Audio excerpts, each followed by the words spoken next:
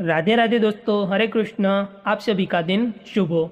आज दिनांक 18 दिसंबर, दिन है गुरुवार। आज है पौष मास के कृष्ण पक्ष की चतुर्दशी और अमावस्या तिथि। चतुर्दशी तिथि आज रात 9:47 पर समाप्त होगी। इसके बाद अमावस्या तिथि प्रारंभ हो जाएगी। आज ज्येष्ठ नक्षत्र शाम 6:32 तक रहेगा। इसके बाद मूल नक्षत्र प्रारंभ होगा। आज गर्ण योग दोपहर 2:18 तक रहेगा। उसके बाद वृद्धि योग प्रारंभ हो जाएगा। आज का ब्रह्म मुहूर्त सुबह 5:30 से लेकर 6:19 तक रहेगा। सूर्योदय होगा सुबह 7:06 पर। सूर्यास्त का समय रहेगा शाम 5:41 पर। राहु काल का समय रहेगा दोपहर 1:39 से लेके 2:59 तक रहेगा। तो आज हम प्रतिदिन की तरह आज भी आप सुनने वाले हैं सीता माता के नित्य नेम की पावन कथा। इसके बाद हम पौष मास के महात्म्य का 14वां अध्याय श्रवण करेंगे। तो आइए दोस्तों, सीता माता के नित्य की कहानी सुन लेते हैं, क्योंकि हमारे ऐसे बहुत सारे श्रोता है जो प्रतिदिन नित्य की कथा सुनने आ रहे हैं। इस कहानी को सीता माता कहती थी और प्रभु श्री राम सुना करते थे। एक दिन श्री राम भगवान को किसी काम के लिए बाहर जाना पड़ा, तो सीता माता कहने लगी कि भगवान, मेरा तो 12 वर्ष का नित्य है, अब आप बाहर जाएंगे तो मैं अपनी कहानी किसे सुनाऊंगी। तब श्री राम ने कहा कि सीते, आप कुएं की पाल पर जाकर बैठ जाना और वहां पर जो भी औरत पानी भरने आएंगी उन्हें अपनी कहानी सुना दिया करना। सीता माता कुएं की पाल पर जाकर बैठ गई। तभी एक स्त्री आई। उसने रेशम की जरी की साड़ी पहन रखी थी और सोने का घड़ा ले रखा था। सीता माता ने उसे देखकर कहने लगी, बहन, मेरा 12 वर्ष का नित्य सुन लो। पर वह स्त्री बोली कि मैं तो तुम्हारा नित्य सुनूंगी तो मुझे तो घर जाने में देर हो जाएगी और मेरी सास मुझसे झगड़ा करेंगी। इसलिए उसने कहानी नहीं सुनी और अपने घर चली गई।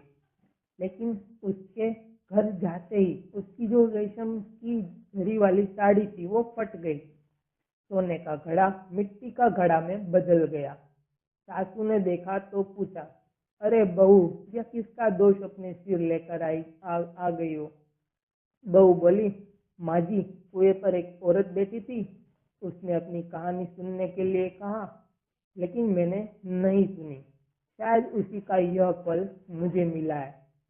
बहू बहू की यह बात सुनकर अगले दिन वही साड़ी और वही घड़ा लेकर सास कुएं की पाल पर गई। सास को वहीं पर सीता माता बैठी हुई मिली। तो माता सीता ने कहा, बहन, मेरी कहानी सुन लीजिए। सासू बोली, एक बार छोड़, मैं तो 4 बार कहानी सुन लूंगी।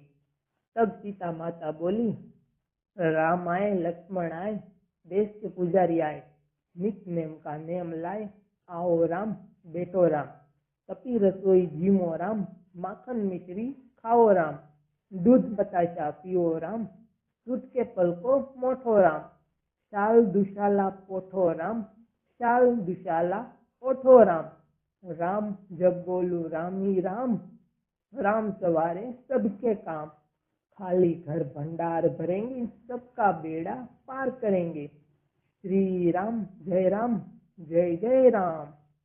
सासू बोली, बहन, कहानी तो बहुत अच्छी लगी। फिर कहानी सुनकर सासू घर चली गई और उसकी साड़ी फिर से रेशम जरी वाली बन गई।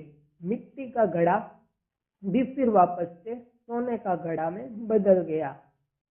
बहू ने देखा तो कहने लगी, सासू माँ, आपने यह सब कैसे किया। सासू बोली, बहू, तू दोष लगा कर आई थी और मैं अब दोष उतार कर आ रही हूँ।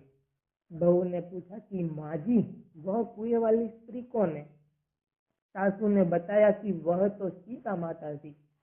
वह पुराने से नया कर देती है और खाली घर में भंडारा भर देती है। वह लक्ष्मी जी का वास घर में कर देती है और मनुष्य की जो भी इच्छा हो उसे पूर्ण कर देती है। बहू बोली, माँ जी, फिर तो ऐसी कहानी मुझे भी सुना दो। सास बोली, ठीक है, तुम भी सुनो। फिर सास ने कहानी शुरू की। राम आए, लक्ष्मण आए, देश के पुजारी आए, नित नेम का नेम लाए।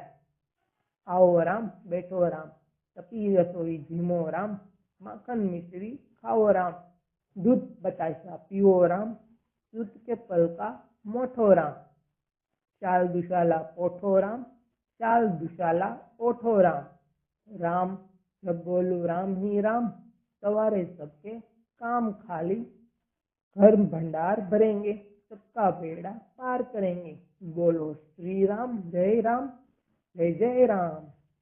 कहानी सुनकर बहू बोली, माँ जी कहानी तो बहुत अच्छी है। सासू ने कहा, ठीक है, अब से हम इस कहानी को रोज किया करेंगे। अब सास बहू रोज सवेरे उठती, नहाती धोती और पूजा करने के बाद नित्य नेम की सीता माता की कहानी कहती। एक दिन की बात है, उनके यहाँ पड़ोसन की एक औरत आई और बोली कि बहन, जरा सी आँच तो देना। तो बहू बोली कि आँच तो अभी हमने जलाई ही नहीं। पड़ोसन बोली, तो फिर तुम सुबह 4 बजे से उठकर क्या कर रही हो? तो उन्होंने कहा कि हम तो सुबह सुबह उठकर पूजा करते हैं, फिर सीता माता की नित्य नेम की कहानी कहते हैं। पड़ोसन की उनकी बात सुनकर फिर कहा कि सीता माता की कहानी कहने से तुम्हें क्या मिला? तब वे दोनों बोली कि सीता माता की कहानी कहने से घर में भंडार भर जाते हैं, सारे काम पूर्ण हो जाते हैं, मन की इच्छाएं पूरी होती है। पड़ोसन ने कहा, बहन अगर ऐसा है तब तो फिर मुझे भी यह कहानी सुना दो। तब बहू बोली कि ठीक है, तुम भी यह कहानी सुन लो। राम आए, लक्ष्मण आए, देश के पुजारी आए, नित नेम का नेम लाए। आओ राम, बैठो राम, तपी रसोई धीमो राम, माखन मिश्री खाओ राम, दूध बताशा पियो राम, दूध के पल का मोठो राम, शाल दुशाला पोठो राम, शाल दुशाला ओढ़ो राम, जब बोलू राम ही राम, सवारे सबके काम खाली, घर भंडार भरेंगे, सबका बेड़ा पार करेंगे, श्री राम, जय राम, जय जय राम। पड़ोसन ने कहा, इस कहानी को सुनना तो कहने लगी, बहन कहानी तो बहुत अच्छी लगी। अब वह पड़ोसन भी नित्य नेम सीता माता की कहानी कहने लगी। कहानी कहने से सीता माता ने पड़ोसन के भी धन के भंडार भर दिए। देखते ही देखते अब तो पूरे मोहल्ले में नित्य नेम की कथा चल पड़ी और हर किसी के मनोकामना पूर्ण होने लगी। है सीता माता, जैसे आपने उन सभी के भंडार भरे, वैसे ही हमारे भी भरना। कहानी कहने वाले, सुनने वाले और हुकार भरने वाले सबके भरना। सभी प्रेम से बोलिए, सीता माता की जय। चलिए दोस्तों, हम आज के अध्याय की ओर बढ़ते हैं। तो आज हम शकुनी का प्रवेश। एक दिन युधिष्ठिर ने अपने भाइयों से कहा, भाइयों, युद्ध की संभावना ही मिटा देने के उद्देश्य से मैं यह शपथ लेता हूँ कि आज से 13 वर्ष तक मैं अपने भाइयों या किसी और बंधु को बुरा भला नहीं बोलूँगा। सदा अपने भाइयों बंधुओं की इच्छा पर ही चलूँगा। मैं ऐसा कुछ नहीं करूँगा जिससे आपस में मनमुटाव होने का डर हो, क्योंकि मनमुटाव के कारण ही झगड़े होते हैं। इसलिए मन से क्रोध को एक बारंगी निकाल दूंगा। दुर्योधन और दूसरे कौरवों की बात कभी न टालूंगा, हमेशा उनकी इच्छा अनुसार काम करूंगा। युधिष्ठिर की बातें उनके भाइयों को भी ठीक लगी। वे भी इस निश्चय पर पहुंचे कि झगड़े फसादे का हमें कारण नहीं बनना चाहिए। उधर युधिष्ठिर चिंतित हो रहे थे कि कहीं कोई लड़ाई झगड़ा न हो जाए, और इधर राजसू यज्ञ का ठाठ बाट तथा पांडवों का यश समृद्धि का स्मरण ही दुर्योधन के मन को खाया जा रहा था। वह ईर्ष्या की जलन से बेचैन हो रहा था। दुर्योधन ने यह भी देखा कि कितने ही देशों के राजा पांडवों के परम मित्र बने हैं। इस सब के स्मरण मात्र से उसका दुख और भी अशग्न हो उठा। पांडवों के सौभाग्य की याद करके उसकी जलन बढ़ने लगती थी। अपने महल के एक कोने में इसी भांति चिंतित हो और उदास भाव से वह एक रोज खड़ा हुआ था कि उस यह भी पता न लगा कि उसकी बगल में उसका मामा शकुनी आ खड़ा हुआ है। बेटा, यो चिंतित और उदास क्यों खड़े हो? कौन सा दुख तुमको सता रहा है? शकुनी ने पूछा। दुर्योधन ने लंबी सांस लेते हुए बोला, मामा श्री, चारों भाइयों समेत युधिष्ठिर ठाठ बाट से राज कर रहा है। यह सब इन आंखों से देखने पर भी मैं कैसे शोक न करूं? मेरा तो अब जीना ही व्यर्थ मालूम होता है। शकुनी दुर्योधन को सांत्वना देता हुआ बोला, बेटा दुर्योधन, इस तरह मन छोटा क्यों करते हो? आखिर पांडव तुम्हारे भाई ही तो है। उनके सौभाग्य पर तुम्हें जलन नहीं होनी चाहिए। न्यायपूर्वक जो राज्य उनका प्राप्त हुआ है उसी का तो उपभोग वे कर रहे। पांडवों ने किसी का कुछ बिगाड़ा नहीं है। जिस पर उनका अधिकार था वही उन्हें मिला है। अपनी शक्ति से प्रयत्न करके यदि उन्होंने अपना राज्य तथा सत्ता बढ़ा ली है तो तुम ही छोटा क्यों करते हो? और फिर पांडवों की शक्ति और सौभाग्य से तुम्हारा बिगड़ता क्या है? तुम्हें कभी कमी किस बात की है? द्रोणाचार्य, अश्वत्थामा तथा कर्ण जैसे महावीर तुम्हारे पक्ष में हैं। यही नहीं बल्कि मैं, भीष्म, कृपाचार्य, जयद्रथ, सोमदत्त सब तुम्हारे साथ हैं। इन साथियों की सहायता से तुम सारे संसार पर विजय पा सकते हो। फिर दुख क्यों करते हो? यह सुनकर दुर्योधन बोला, जब ऐसी बात है तो मामा जी, हम जय इंद्रप्रस्थ पर चढ़ाई ही क्यों नहीं कर दे? शकुनी ने कहा, युद्ध की तो बात ही नहीं करो, वह खतरनाक काम है। तुम पांडवों पर विजय पाना चाहते हो तो युद्ध के बजाय चतुराई से काम लो। मैं तुमको ऐसा उपाय बता सकता हूँ जिससे बगैर लड़ाई के ही युधिष्ठिर पर सहज में विजय पाई जा सके। दुर्योधन की आंखें आशा से चमक उठी। बड़ी उत्सुकता के साथ पूछा, मामा जी, आप ऐसा उपाय जानते हैं? शकुनी ने कहा, दुर्योधन, युधिष्ठिर को चौसर खेलने का बड़ा शौक है, पर उसे खेलना नहीं आता है।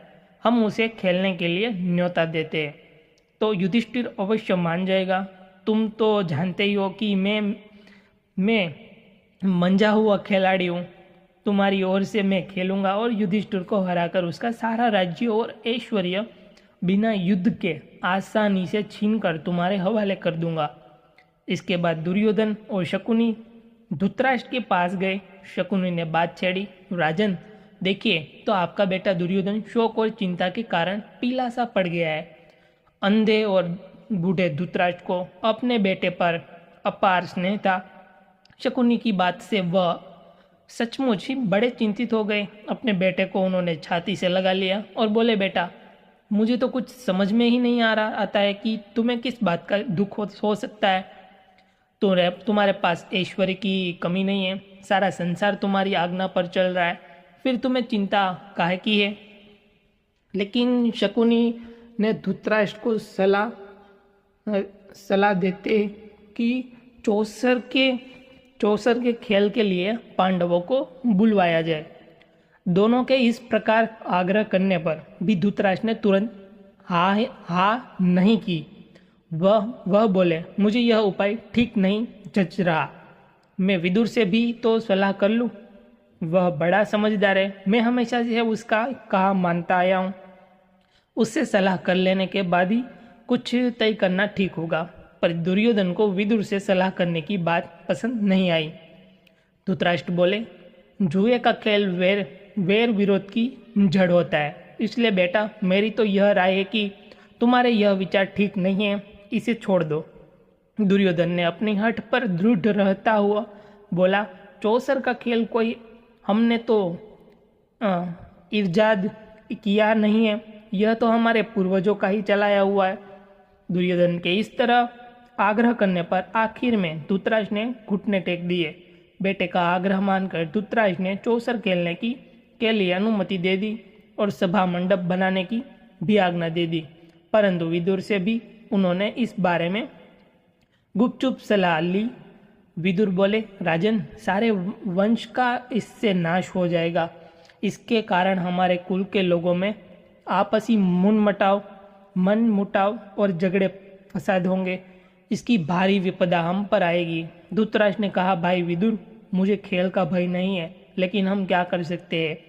सो तुम ही युधिष्ठिर के पास जाओ और उसे मेरी तरफ से खेलने के लिए न्योता देकर बुला लाओ। अपने बेटे पर उनका असीम स्नेह उनकी कमजोरी थी। यही कारण था कि उन्होंने बेटे की बात मान ली। चौसर का खेल व द्रौपदी की व्यथा। धृतराष्ट्र की बात मानकर विदुर पांडव के पास आए। उनको देखकर महाराज युधिष्ठिर उठे और उनका ययोचित स्वागत सत्कार किया। विदुर शासन पर बैठते हुए शांति से बोले, हस्तिनापुर में खेल के लिए एक सभा मंडप बनाया गया है जो तुम्हारे मंडप के समान ही सुंदर है। राजा धृतराष्ट्र की ओर से उसे देखने चलने के लिए मैं तुम लोगों को न्योता देने आया हूँ। राजा धृतराष्ट्र की इच्छा है कि तुम सब भाइयों सहित वहाँ आओ, उस मंडप को देखो और 2 हाथ चौसर भी खेल जाओ। युधिष्ठिर ने कहा, चाचा जी, चौसर का खेल अच्छा नहीं है, उससे आपस में ही झगड़े पैदा होते हैं। समझदार लोग उसे पसंद नहीं करते हैं, लेकिन इस मामले में हम तो आप ही के आदेशानुसार चलने वाले हैं। आपकी सलाह क्या है। विदुर बोले, यह तो किसी से छिपा नहीं है कि चौसर का खेल सारे अनर्थ की जड़ होता है। मैंने तो भरसक कोशिश की थी कि इसे न होने दूं, किंतु राजा ने आज्ञा दी है कि तुम्हें खेलने के लिए न्योता दे ही दूं, इसलिए आना पड़ा। अब तुम्हारी जो इच्छा हो वो करो। राजवंशों की रीति के अनुसार किसी भी खेल के लिए बुलावा मिल जाने पर उसे अस्वीकार नहीं किया जा सकता। इसके अलावा युधिष्ठिर को डर था कि ये खेल में न जाने के को ही धृतराष्ट्र अपना अपमान न समझ ले और यही बात कहीं लड़ाई का कारण न बन जाए। इन्हीं सब विचारों से प्रेरित होकर समझदार युधिष्ठिर ने न्योता स्वीकार कर लिया। अधिप विदुर ने उन्हें चेता दिया था। युधिष्ठिर ने अपने परिवार के साथ हस्तिनापुर पहुंच गए। नगर के पास ही उनके लिए एक सुंदर विश्राम गृह बनाया था। वहां ठहर कर उन्होंने आराम किया। अगले दिन सुबह नहा धोकर सभा मंडप में जा पहुंचे। कुशल समाचार पूछने के बाद शकुनी ने कहा, युधिष्ठिर, खेल के लिए चौपड़ बिछा हुआ है, चलिए 2 हाथ खेल ले। Sorry guys. युधिष्ठिर बोले, राजन, यह खेल ठीक नहीं है। बाजी जीत लेना साहस का काम नहीं है। जुआ खेलना धोखा देने के समान है। आप तो यह सब बातें जानते हैं।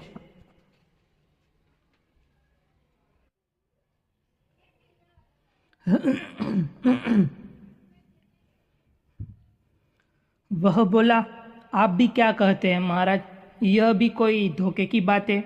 हाँ, यह कहिए कि आपको हार जाने का डर लग रहा है। युधिष्ठिर कुछ गर्म होकर बोले, राजन, ऐसी बात नहीं है। अगर मुझे खेलने का कहा गया तो मैं ना नहीं करूँगा। आप कहते हैं तो मैं तैयार हूँ। मेरे साथ खेलेंगे कौन? दुर्योधन तुरंत बोला और उठा, मेरी जगह खेलने तो मामा शकुनी, किंतु दाव लगाने के लिए जो धन रत्नादि चाहिए वह मैं दूंगा। युधिष्ठिर बोले, मेरी राय यह है कि किसी एक की जगह दूसरे को क्यों नहीं खेलना चाहिए। यह खेल के साधारण नियमों के विरुद्ध है। अच्छा, तो अब दूसरा बहाना बना लिया, शकुनी ने हंसते हुए कहा। युधिष्ठिर ने कहा, ठीक है, कोई बात नहीं, मैं खेलूंगा। और खेल शुरू हुआ। सारा मंडप दर्शकों से खचाखच भरा हुआ था। द्रोण, भीष्म, कृपाचार्य, विदुर, धृतराष्ट्र जैसे वयोवृद्ध भी उपस्थित थे। वे उसे रोक नहीं सकते थे। उनके चेहरों पर उदासी छाई हुई थी। अन्य कौरव राजकुमार बड़े चाव से खेल को देख रहे थे। पहले रत्नों की बाजी लगी, फिर सोने चांदी के खजानों की, उसके बाद रथों और घोड़ों की। तीनों दाव युधिष्ठिर हार गए। शकुनी का पासा मानो उसके इशारों पर चलता था। खेल में युधिष्ठिर बारी बारी से अपने गाय, भेड़, बकरियां, दास दासी, रथ, घोड़े, सेना, देश की प्रजा सब खो बैठे। भाइयों के शरीर पर जो आभूषण और वस्त्र थे उनको भी बाजी पर लगा दिया और हार गए। और कुछ बाकी है? शकुनी ने पूछा। यह सांवले रंग का सुंदर युवक मेरा भाई नकुल खड़ा है, वह भी मेरा ही धन है, इसकी बाजी लगाता हूँ, चलो, युधिष्ठिर ने जोश के साथ कहा। शकुनी ने कहा, अच्छा तो यह बात है, तो यह लीजिए, आपका प्यारा राजकुमार अब हमारा हो गया। कहते कहते शकुनी ने पासा फेंका और बाजी मार ली। युधिष्ठिर ने कहा, यह मेरा भाई सहदेव, जिसने सारी विद्याओं का पार पा लिया है, इसकी बाजी लगाना उचित तो नहीं है, फिर भी लगाता हूँ, चलो देखा जाएगा। यह चला और वह जीता। कहते हुए शकुनी ने पासा फेंका। सहदेव को भी युधिष्ठिर गवा बैठा। अब दुरात्मा शकुनी को आशंका हुई कि कहीं युधिष्ठिर खेल बंद न कर दे। बोला, युधिष्ठिर, शायद आपकी निगाह में भीमसेन और अर्जुन माद्री के बेटों से ज़्यादा मूल्यवान है, सो उनको बाजी पर आप लगाएंगे नहीं। युधिष्ठिर ने कहा, मूर्ख शकुनी, तुम्हारा चाल यह मालूम होते हुए कि हम भाइयों में आपस में फूट पड़ जाए, सो तुम क्या जानो कि हम पांचों भाइयों के संबंध क्या है। पराक्रम में जिसका कोई सानी नहीं है, उससे अपने भाई अर्जुन को मैं दाव पर लगाता हूँ, चलो। शकुनी यह तो चाहता था तो यह चला। कहते हुए पासा फेंका और अर्जुन भी हाथ से निकल गया। असीम दुदेव मानो युधिष्ठिर को बेबस कर रहा था और उन्हें पतन की ओर बलपूर्वक लिए जा रहा था। वह बोले, राजन, शारीरिक बल में संसार भर में जिसका कोई जोड़ीदार नहीं, अपने उस भाई को मैं दाव पर लगाता हूँ। यह कहते हुए युधिष्ठिर ने भीमसेन से भी हाथ धो बैठे। दुरात्मा शकुनी ने तब भी नहीं छोड़ा। पूछा, और कुछ? युधिष्ठिर ने कहा, हाँ, यदि इस बार तुम जीत गए तो मैं खुद तुम्हारे अधीन हो जाऊंगा। लो, यह जीता। कहते हुए शकुनी ने पासा फेंका और यह बाजी भी ले गया। इस पर शकुनी सभा के बीच उठ खड़ा हुआ और पांचों पांडवों को एक एक करके पुकारा और घोषणा की कि वे सब उसके गुलाम हो चुके हैं। शकुनी को दाद देने वालों के हर्षनाद से और पांडवों की इस दुर्दशा पर तरस खाने वालों के हाहाकार से सारा सभा मंडप गूंज उठा। सभा में इस तरह खलबली मचने के बाद शकुनी ने युधिष्ठिर से कहा, एक और चीज है, और तुमने अभी हारी नहीं है, उसकी बाजी लगाओ तो तुम अपने आप को भी छुड़ा सकते हो। अपनी पत्नी द्रौपदी तुम दाव पर क्यों नहीं लगाते? और जुए के नशे में चूर युधिष्ठिर के मुंह से निकल पड़ा, चलो, अपनी पत्नी द्रौपदी की भी मैंने बाजी लगाई। उनके मुंह से यह निकल तो गया, पर उसके परिणाम को सोचकर वह विकल हो उठे कि हाय, यह मैंने क्या कर डाला। युधिष्ठिर की इस बात पर सारी सभा में एकदम हाहाकार मच गया। जहां वृद्ध लोग बैठे थे, इधर से धिक्कार की आवाज आने लगी। लोग बोले, छी छी, कैसा घोर पाप है। कुछ ने आंसू बहाए और कुछ लोग परेशान के मारे पसीने से तरबतर हो गए। दुर्योधन और उसके भाइयों ने बड़ा शोर मचाया, पर युयुत्सु नाम का धृतराष्ट्र का एक बेटा शोक सतपंत हो उठा और ठंडी आह भरकर उसने सिर झुका लिया। शकुनी ने पासा फेंककर कहा, यह लो, यह बाजी भी मेरी ही रही। बस फिर क्या था? दुर्योधन ने विदुर को आदेश देते हुए कहा, आप अभी रणवास में जाइए और द्रौपदी को यहाँ ले आइए, उससे कहे कि जल्दी आए। विदुर बोले, मूर्ख, नाहक क्यों मृत्यु को न्योता देना चला है? अपनी विषम परिस्थिति का तुम्हें ज्ञान नहीं है। दुर्योधन ने को या फटकारने के बाद विदुर ने सभा संदों की ओर देखकर कहा, अपने को हार चुकने के बाद युधिष्ठिर को कोई अधिकार नहीं था कि वह पांचाल राज की बेटी को दांव पर लगाए। विदुर ने की बातों से दुर्योधन बौखला उठा। अपने सारथी प्रातिकामी को बुलाकर कहा, विदुर तो हमसे जलते हैं, पांडवों से डरते हैं, और रणवास में जाओ और द्रौपदी को बुला लाओ। आज्ञा पाकर प्रातिकामी रणवास में गया और द्रौपदी से बोला, द्रुपद राज की पुत्री, चौसर के खेल में युधिष्ठिर आपको दाव में हार बैठे हैं। आप अब राजा दुर्योधन के अधीन हो गए हैं। राजा की आज्ञा है कि अब आपको धृतराष्ट्र के महल में दासी का काम करना है। मैं आपको लेने जाने के लिए आया हूँ। सारथी ने जुए के खेल में जो कुछ हुआ था उसका सारा हाल कह सुनाया। वह प्रातिकामी से बोली, रथवान जाकर उन हारने वाले जुए के खिलाड़ियों से पूछे कि पहले वह अपने को हारे थे या मुझे। सारी सभा में यह प्रश्न उनसे करना और जो उत्तर मिले वह मुझे आकर बताओ, उसके बाद मुझे ले जाना।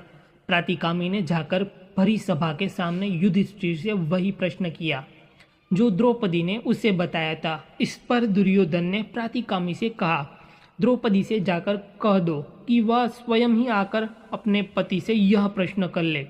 प्रातिकामी दोबारा रणवास में गया और द्रौपदी के आगे झुककर बड़ी नम्रता से बोला, देवी, दुर्योधन की आज्ञा है कि आप सभा में आकर स्वयं ही युधिष्ठिर से यह प्रश्न कर ले।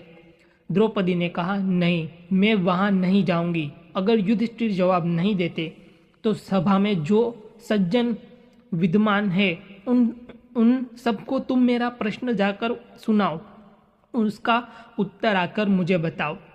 प्रातिकामी लौटकर फिर सभा में गया और सभासदों को द्रौपदी का प्रश्न सुनाया। यह सुनकर दुर्योधन झल्ला उठा। अपने भाई दुशासन से बोला, दुशासन, यह सारथी भीमसेन से डरता मालूम होता है। तुम ही जाकर उस घमंडी औरत को ले आओ।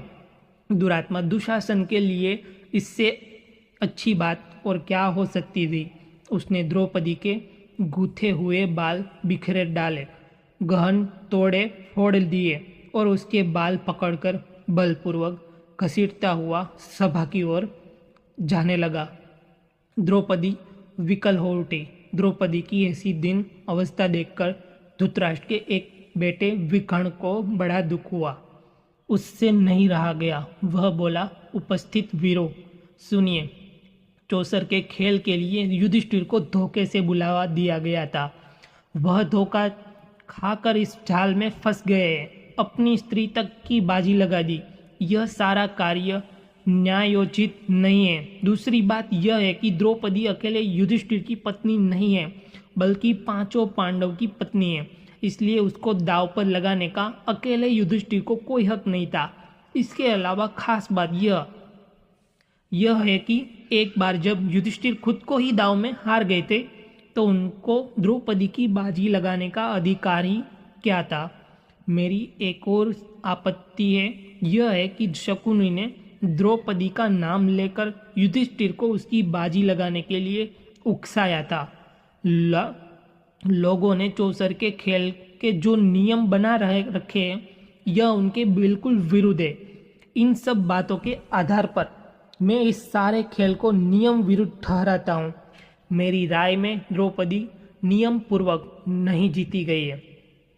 युवक विकर्ण के भाषण से वहां उपस्थित लोगों के विवेक पर से भ्रम का पर्दा हट गया। सभा में बड़ा कोलाहल मच गया।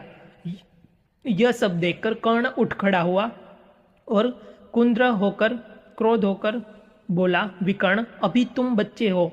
सभा में इतने बड़े बूढ़ों के होते हुए तुम कैसे बोल पड़े? तुम्हें यहाँ बोलने का, कोई तर्क वितर्क करने का कोई अधिकार नहीं है। यह देखकर दुशासन द्रौपदी के पास गया और उसका वस्त्र पकड़कर खींचने लगा। जो जो वहां खींचता गया त्यों तो वस्त्र भी बढ़ता गया। अंत में खींचते खींचते दुशासन की दोनों भुजाएं थक गए। हाफता हुआ वह थकान से चूर होकर बैठ गया। क्योंकि कृष्ण की लीला है भाई। सभा के लोगों में कमी सी फैल गई और धीमे स्वर में बातें होने लगी। इतने में भीमसेन उठा। उसके होठ मारे क्रोध के फड़क रहे थे। ऊंचे स्वर में उसने यह भयानक प्रतिज्ञा की, उपस्थित सज्जनों, मैं शपथ खाकर कहता हूँ कि जब तक भरत वंश पर बट्टा लगाने वाला इस दुरात्मा दुशासन की छाती चीर न लूंगा, तब तक इस संसार को छोड़कर नहीं जाऊंगा। भीमसेन की इस प्रतिज्ञा को सुनकर उपस्थित लोगों के हृदय में भय के मारे थर्रा उठे। इन सब लक्षणों से धृतराष्ट्र ने समझ लिया कि यह सब ठीक नहीं हुआ है। उन्होंने अनुभव किया कि जो कुछ हो चुका है उसका परिणाम शुभ नहीं होगा। यह उनके पुत्रों और कुल के विनाश का कारण बन जाएगा। उन्होंने परिस्थिति को संभालने के इरादे से द्रौपदी को बड़े प्रेम से अपने पास बुलाया और शांत किया तथा सांत्वना दी। उसके बाद वह युधिष्ठिर के ओर मुड़कर बोले, युधिष्ठिर, तुम तो अनजानत शत्रु हो, उदार हृदय के भी हो। दुर्योधन की इस कुचाल को क्षमा करो और इन बातों को मन से निकाल दो और भूल जाओ। अपने राज्य तथा संपत्ति आदि सब ले जाओ और इंद्रप्रस्थ जाकर सुखपूर्वक रहो। धृतराष्ट्र की इन मीठी बातों को सुनकर पांडवों के दिल शांत हो गए और ययोचित अभिवाद नादि के उपरांत द्रौपदी और कुंती सहित सब पांडव इंद्रप्रस्थ के लिए विदा हो गए। पांडवों की विदा हो जाने के बाद कौरवों में बड़ी हलचल मच गई। पांडवों के इस प्रकार अपने पंजे से साफ निकल जाने के कारण कौरव बड़ा क्रोध प्रदर्शन करने लगे और दुशासन तथा शकुनी के उकसाने पर दुर्योधन पुनः अपने पिता धृतराष्ट्र के सिर पर सवार हो गया और पांडवों को खेल के लिए एक बार और बुलाने का उनको राजी कर लिया। युधिष्ठिर को खेल के लिए बुलाव को फिर दूत भेजा गया। पिछली घटना के कारण दुखी होते हुए युधिष्ठिर को यह निमंत्रण स्वीकार करना पड़ा। युधिष्ठिर हस्तिनापुर लौटे। शकुनी के साथ फिर चौपड़ चौसर का खेल। इस बार खेल में यह शर्त थी कि हारा हुआ दल अपने भाइयों के साथ 12 वर्ष तक वनवास करेगा तथा उसके उपरांत 1 वर्ष अज्ञातवास में रहेगा। यदि इस 1 वर्ष में उनको पता चल जाएगा तो उनको सबको 12 वर्ष का वनवास फिर से भोगना होगा। इस बार भी युधिष्ठिर हार गए। पांडव अपने किए वादे के अनुसार वन में चले गए। आदर सत्कार करके प्रसन्न किया। फिर महर्षि के साथ थोड़ा सा भी मुझे पेज 1 पढ़ना। कुरुजा महर्षि मैत्रेय ने कहा, राजन, कामयज्ञ वन में संयोग से युधिष्ठिर से मेरी भेंट हो गई थी। वन के दूसरे अभी युधिष्ठिर और सारे पांडव वन में जा चुके। ओके, उसके बाद की स्टोरी है। दूसरे ऋषि मुनि से ओके अभी फिनिश होने को है तो मैं स्टोरी फिनिश करता हूँ। एक पेज वैसे कट गया है तो ठीक है, कोई बात नहीं, हम स्टोरी इतनी फिनिश कर लेते हैं। तो महर्षि मैत्रेय ने कहा, राजन, कामयज्ञ वन में संयोग से युधिष्ठिर से मेरी भेंट हो गई है। वन के दूसरे ऋषि मुनि भी उनसे मिलने उनके आश्रम में आए थे। हस्तिनापुर में जो कुछ हुआ था उसका सारा हाल उन्होंने मुझे बताया था। यही कारण है कि मैं आपके यहाँ आया हूँ। आपके और भीष्म के रहते ऐसा नहीं होना चाहिए था। इस अवसर पर दुर्योधन भी सभा में मौजूद था। मुनि ने उसकी ओर देखकर कहा, राजकुमार, तुम्हारी भलाई के लिए कहता हूँ, सुनो, पांडवों को धोखा देने के विचार छोड़ दो। उनसे वैर मोल न लो, उनके साथ संधि कर लो, इससे में तुम्हारी भलाई है। ऋषि ने यो मीठी बात से दुर्योधन को समझाया, पर जिद्दी व नासमझ दुर्योधन ने उसकी ओर देखा तक नहीं। वह कुछ बोला भी नहीं, बल्कि अपनी जांघ पर हाथ ठोकता हुआ और पैर के अंगूठे से जमीन को कुरेदता मुस्कुराता हुआ खड़ा रहा। दुर्योधन की इस ठिठाई को देखकर महर्षि बड़े क्रोधित हुए। उन्होंने कहा, दुर्योधन, याद रखो, अपने घमंड का फल तुम्हें अवश्य पाओगे। इसी बीच हस्तिनापुर में हुई घटनाओं की खबर श्री कृष्ण को लगी। उन्हें यह पता चला कि 5 पांडव द्रौपदी समेत वन में चले गए। यह खबर पाते ही वह फौरन उस वन को चले पड़े जहाँ पांडव ठहरे हुए थे। श्री कृष्ण जब पांडवों से भेंट करने के लिए जाने लगे तो उनके साथ कई भोज और वृष्टि जाति के नेता चेंदी राज, धृष्टकेतु आदि भी गए। इन लोगों के साथ पांडवों का बड़ा स्नेह संबंध था और वे उनको बड़ी श्रद्धा से देखते थे। द्रौपदी श्री कृष्ण से मिली। श्री कृष्ण को देखते ही उसकी आंखों से अविरल अश्रुधारा बह चली। बड़ी मुश्किल से वह बोली, इस तरह अपमानित होने के बाद मेरा जीना ही बेकार है, मेरा कोई नहीं रहा और आप भी मेरे न रहे। यह कहते कहते द्रौपदी की बड़ी बड़ी आंखों से गरम गरम आंसुओं की धारा बहने लगी। वह आगे न बोल सकी। करुण स्वर में विलाप करती हुई द्रौपदी को श्री कृष्ण ने बहुत समझाया और धीरज बधाई। वह बोले, बहन द्रौपदी, जिन्होंने तुम्हारा अपमान किया है उन सब की लाशें युद्ध के मैदान में खून से लथपथ होकर पड़ेगी। तुम शोक न करो। मैं वचन देता हूँ कि पांडवों के हर प्रकार से सहायता करूँगा। यह भी निश्चित मानो कि तुम सामग्री के पद को भी फिर सुशोभित करोगी। दुष्ट दुम ने भी बहन को सांत्वना दी और समझाते हुए कहा कि श्री कृष्ण की प्रतिज्ञा अवश्य पूरी होगी। इसके बाद श्री कृष्ण पांडव से विदा हुए। साथ में अर्जुन की पत्नी सुभद्रा और उसके पुत्र अभिमन्यु को भी वे द्वारकापुरी लेते गए। द्रौपदी के पुत्रों को लेकर दुष्टदुम्न पांचाल देश चला गया। भीम और हनुमान। ओके, तो अब ये कहानी हम नेक्स्ट वाले अध्याय में। श्री सूर्य चालीसा दोहा। श्री रवि हरत हो घोरतम, अगणित किरण पसारी, वंदन करु तब चरण में, अर्घ्य देव जलधारी। संकल सृष्टि के स्वामी हो, सचराचर के नाथ, निष्दिन हो तुमसे ही, होत संध्या प्रभात। चौपाई। जय भगवान सूर्य तपहारी, जय खगेश दिनकर शुभकारी। तुम हो सृष्टि के नेत्र स्वरूपा, त्रिगुणधारी त्रेय वेद स्वरूपा।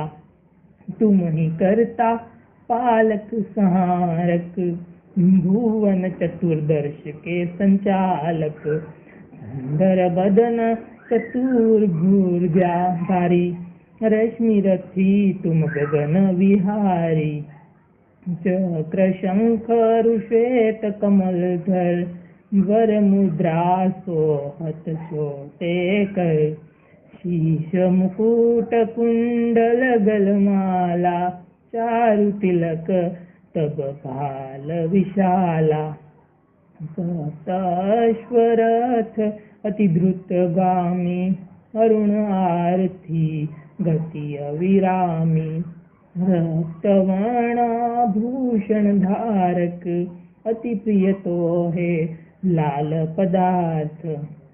सर्वात्मा कहे तुम्हें ऋग्वेदा, मित्र कहे तुमको सब वेदा। पंचदेवों में पूजे जाते, मनवांछा चित फल साधक पाते। द्वादश नाम जाप उद्धारक, रोग शोक और कष्ट निवारक। माँ कुंती तब ध्यान लगायो, दानवीर सूत कर्ण सो पायो। राजा युधिष्ठिर तब जस गायो, अक्षय पात्र वो वन में पायो। अशस्त्र त्याग अर्जुन उपकार्यो, बन आदित्य हृदय से प्यायो। विंध्याचल तब मार्ग में आयो, हाहाकार तिमिर से छायो। मुनि अगस्त्य गिरि गर्व मिटायो, निज टक बल से विंध्य नवायो। मुनि अगस्त्य तब महिमा गाई, सुमिरे भय विजयी रघुराई। तो है वीरों को मधुर फल जाना, मुख में लीनी तो है हनुमाना। तब नंदन शनिदेव कहावे, पवन के सुत शनि तीर मिटावे। यज्ञ व्रत स्तुति तुम्हारी कीनी, भेंट शुक्ल यजुर्वेद की दीनी। सूर्यमुखी खरी तर तब रूपा, कृष्ण सुदर्शन भानु स्वरूपा। नमन तो है ओकार स्वरूपा, नमन आत्मा रुकाल स्वरूपा। दिग दिगंत तब तेज प्रकेशे, उज्ज्वल रूप तुम्ही आकाशे। 10 दिंगा पाल करत तब सुमिरन, अंजलि नित्य करत है अर्पण। त्रिविध ताप हरता तुम भगवन, ज्ञान ज्योति करता तुम भगवन। सफल बनावे तब आराधन, गायत्री जब सरल है साधन। संध्या त्रिकाल कर जो कोई, पावे कृपा सदा तब बोई। चिंत शांति सूर्याष्टक देव, व्याधि अपाधि सब हर लेवे। अष्टदल कमल यंत्र शुभकारी, पूजा उपासन तब सुखकारी। माघ मास शुद्ध सप्तमी पावन, आरंभ हो तब शुभ व्रत पालन। भानु सप्तमी मंगलकारी, भक्तिदायिनी दोषणहारी। रविवासर जो तुमको ध्यावे, पुत्रादिक सुख वैभव पावे। पाप रूपी पर्वत के विनाशी, ब्रज रूप तुम हो विनाशी। राहुआन तब ग्रास बनावे, ग्रहण सूर्य तो को लग जावे। धर्म दान तप करते साधक, मीटत राहु तब पीड़ा बाधक। सूर्य देव तब कृपा कीजे, धीर्य आयु बल बुद्धि दीजे। सूर्य उपासना कर नित ध्यावे, कुष्ठ रोग से मुक्ति पावे। दक्षिण दिशा तोरी गति जावे, दक्षिणायन वो ही कहलावे। उत्तर मार्गी तोरो रथ होवे, उत्तरायण तब वो कहलावे। मन अरु वचन कर्म वो पावन, संयम करत फलित आराधन। दुआ। भरतदास चिंतन करत, हर दिन कर्तव्य ध्यान। रखियो कृपा इस भक्त पे तुमरी सूर्य भगवान। चलिए सुनते हैं सूर्य भगवान की आरती। ओम जय सूर्य भगवान, जय हो दिनकर भगवान। जगत के नेत्र स्वरूपा, तुम हो त्रिगुण स्वरूपा। धरत सब ही तप ध्यान, ओम जय सूर्य भगवान। ओम जय सूर्य भगवान। सारथी अरुण है प्रभु तुम श्वेत कमलधारी। तुम 4 भुजाधारी, अश्व है 7 तुम्हारे। कोटि किरण पसारे, तुम हो देव महान। ओम जय सूर्य भगवान। ओम जय सूर्य भगवान। उषा काल में जब तुम उदयाचल आते, सब तब दर्शन पाते। सब तब दर्शन पाते। फैलाते उजियारा, जागता तब जग सारा। करे सब तब गुणगान, ओम जय सूर्य भगवान। ओम जय सूर्य भगवान। संध्या में भुवनेश्वर अस्ताचल जाते। गोधन तब घर आते। गोधुली बेला में हर घर आंगन में हो तब महिमा गान। ओम जय सूर्य भगवान। ओम जय सूर्य भगवान। देव धनुज नर नारी, ऋषि मुनिवर भजते। आदित्य हृदय में जपते, स्त्रोत में मंगलकारी। इसकी है रचना न्यारी, दे नव जीवन दान। ओम जय सूर्य भगवान, ओम जय सूर्य भगवान। तुम हो त्रिकाल रचयिता, तुम जग के आधार। महिमा सब अपरंपार, प्राणों का सिंचन करके भक्तों को अपने देते बल बुद्धि और ज्ञान। ओम जय सूर्य भगवान, ओम जय सूर्य भगवान। भूचर जलचर खेचर, सबके हो प्राण तुम्ही। सब जीवों के प्राण तुम्ही, वेद पुराण बखाने। धर्म सभी तुम माने, तुम ही सर्वशक्तिमान। ओम जय सूर्य भगवान, ओम जय सूर्य भगवान।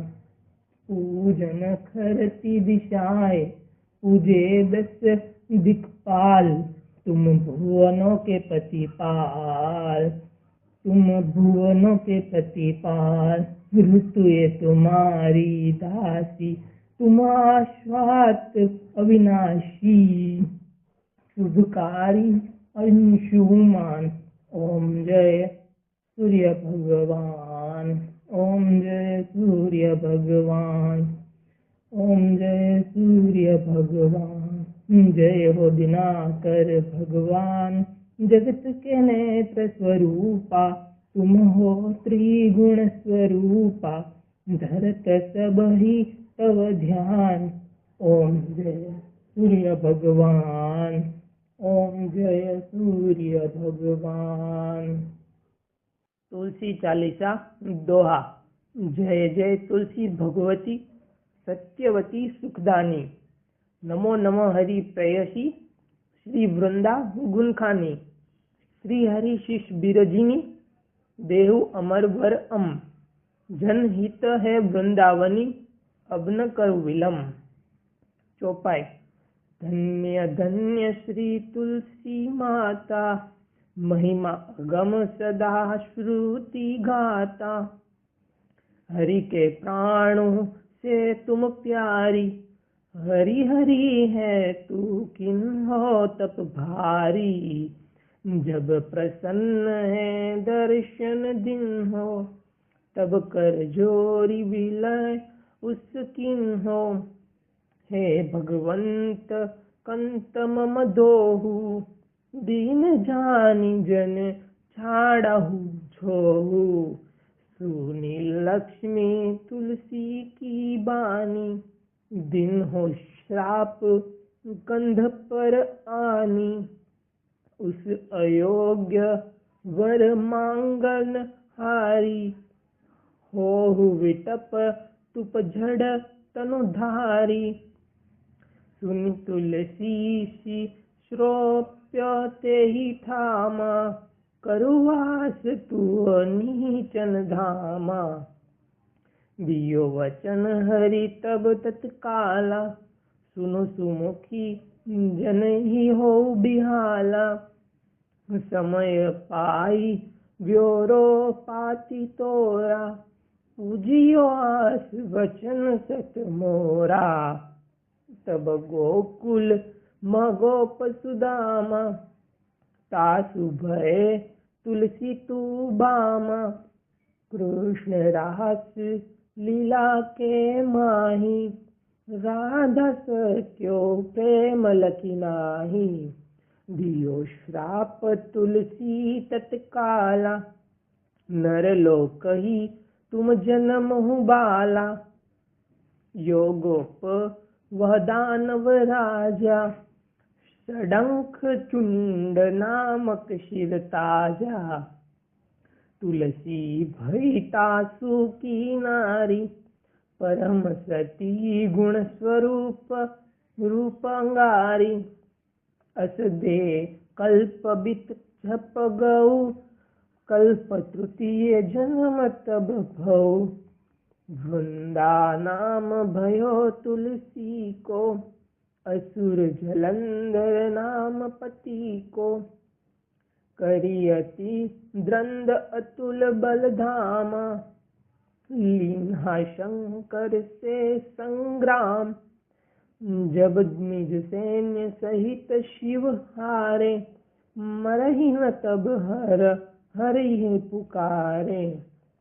पतिव्रता वृंदा थी नारी, को न सके पति ही सहारी। तब जलंधर ही भेष बनाई, वृंदा ढिंग हरि पहुँच्यो जाई। शिव ही तलई करि कपट प्रसंगा, कियो सतीत्व धर्म तोहि भंगा। भयो जलंधर कर संहारा, सुनि उर शोक उपारा। तीहि क्षण दियो कपट हरि टारी, लखी वृंदा दुख गिरा उचारी। जलंधर उस जस हत्यो विधा, सोई रावण तस हरि ही सीता।